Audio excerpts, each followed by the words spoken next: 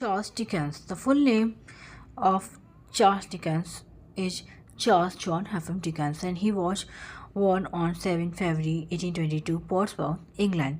He died on 9 June 1870, Gates Hill Place near Rochester, Kent, England.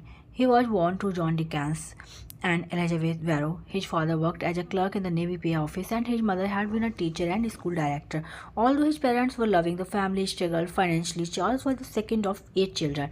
In 1817, the family moved to Chatham in Kent, where Dickens spent a happy part of his childhood and received some education at a local school. He was an avid reader, especially of adventure and picaresque novels such as Robinson Crusoe and Don Quixote, which later influenced his own writing. However, in 1822, when Charles was 10, his father was transferred to London, and soon their financial problems resumed.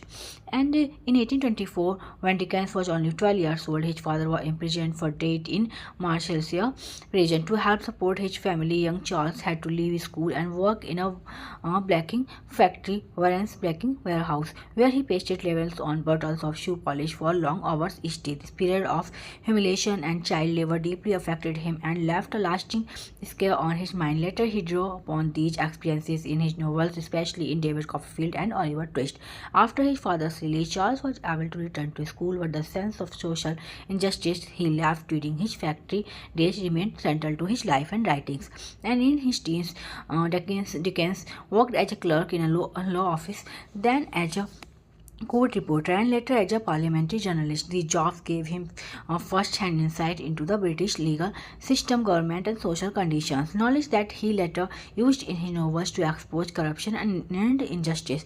He began his literary career by publishing short sketches in newspapers and magazines under the pseudonym Watch. These early writings were later collected in sketches by Bosch 1836, and his first major success came with the Pickwick Papers 1836 to 1837, a humorous series of sketches that became an instant hit. And at only 24, Dickens became one of the most popular writers in England.